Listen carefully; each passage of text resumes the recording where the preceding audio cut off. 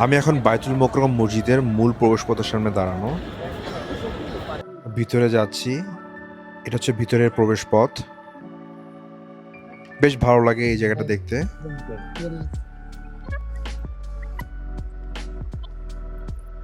মানুষজন মসজিদে প্রবেশ করছে, কেউ উজু করছে।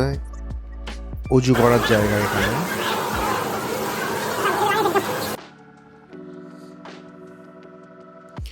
ইফতারের জন্য সবাই সমবেত হয়েছে।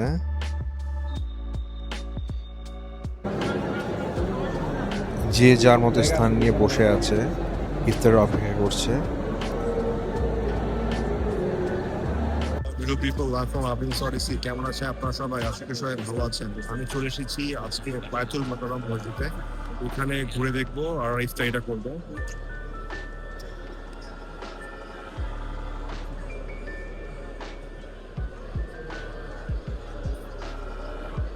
মাশাআল্লাহ মাশাআল্লাহ মাশাআল্লাহ।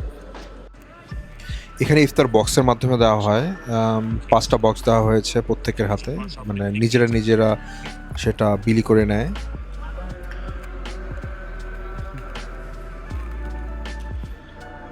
বক্সে দেওয়ার ব্যাপারটা আমার কাছে খুব ভালো লেগেছে। ইভেন ভদ্রলোক এসে আবার চেক করে দেখেন যে সবাইকে দেওয়া হয়েছে কিনা। Thank you. এটা হচ্ছে কি বায়তুল মোকাররম জাতীয় মসজিদ মুসল্লি কমিটি ইফতার বক্স। মাশাআল্লাহ, একটু আনবক্সিং করে ফেলি। Wow, very nice. মুড়ি, বেগুনি,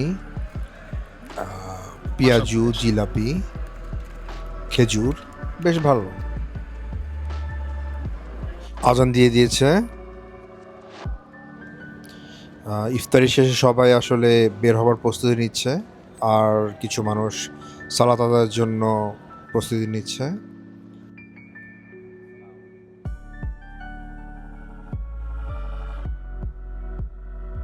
নামাজের জন্য সবাই সমবেত হচ্ছে। এখানে ঢুকে একটা শান্তি অনুভব করলাম। সালাত আদায় করব।